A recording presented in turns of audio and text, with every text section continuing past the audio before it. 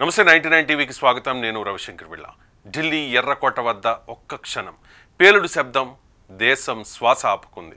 ఒక సాధారణ కారులో జరిగిన ఆ ఒక్క పేలుడు భద్రతా వ్యవస్థను కుదిపేసింది. ఆ ఇనుప ముక్కల వెనుక ఎంత పెద్ద నెట్వర్క్ దాగి ఉందో ఇప్పుడిప్పుడే బయటపడుతోంది. సెకన్లలో చెల్లాచెదురైన ఇనుప ముక్కలు, కానీ వాటి వెనుక కథ అత్యంత సంక్లిష్టమైన క్రైమ్ పజిల్. నవంబర్ 10 సాయంత్రం 6:52 ఢిల్లీ హృదయం ఎర్రకోట సమీపంలో ట్రాఫిక్ సిగ్నల్ వద్ద నిలిచిన ఒక I-20 కారు. కొన్ని సెకన్ల తర్వాత ఒక విస్ఫోటనం. ఆ కారు కణాలుగా మారింది. తర్వాత కేవలం దుమ్ము, పొగ, అరుపులు ఒక్కసారిగా రాజధానిని చుట్టేశాయి.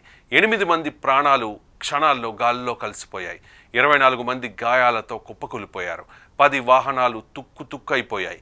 రాజధాని గుండె చప్పుడు ఆగిపోయినట్టయింది. 3 గంటల పాటు అదే కారు పార్కింగ్లో ఉందని పోలీసులు గుర్తించారు. మధ్యాహ్నం 3:19 ఆ కారు ప్రవేశించింది.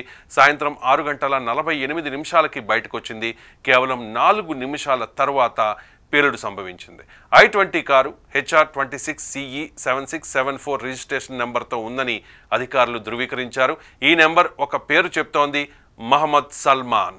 కానీ నిజమైన పాస్వర్డ్ అతడేనా, లేక ఇంకెవరైనా ఈ పేలుడు వెనుక ఉన్నారా? ఇంటెలిజెన్స్ వర్గాలు అలర్ట్ అయ్యాయి. సల్మాన్ విచారణలో చెప్పిన మాటలు ఇప్పుడు చాలా కీలకమయ్యాయి.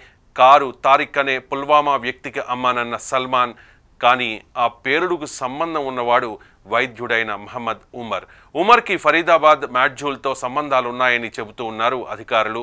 ఒక్క కారు, ఒక్క మాడ్జూల్, ఒక్క పేలుడు తర్వాత 15 మందిని LNJP హాస్పిటల్కి తరలించారు.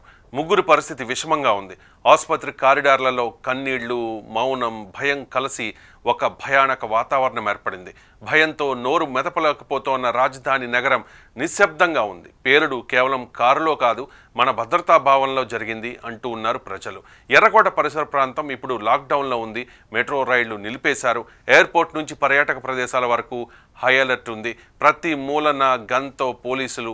కానీ నిజమైన ప్రశ్న, ఆ పేలుడు కేవలం ట్రైలేనా, లేక ఇంకో పెద్ద దాడికి ప్రాక్టీస్నా? ఢిల్లీ పేలుడు కేసు ఇప్పుడు దేశవ్యాప్తంగా సెక్యూరిటీ నెట్వర్క్ను కదిలించింది.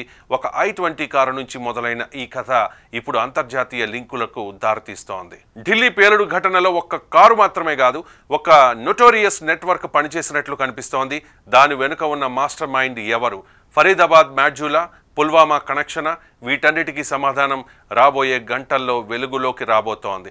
ఈ దాడి వెనుక నిజంగా ఎవరున్నారు? ఈ ప్రశ్నకు సమాధానం కోసం దేశం మొత్తం ఎదురు చూస్తోంది. ఈ కేసు ఇప్పుడు కేవలం దర్యాప్తు మాత్రమే కాదు, దేశ భద్రతకు ఒక అగ్ని పరీక్ష.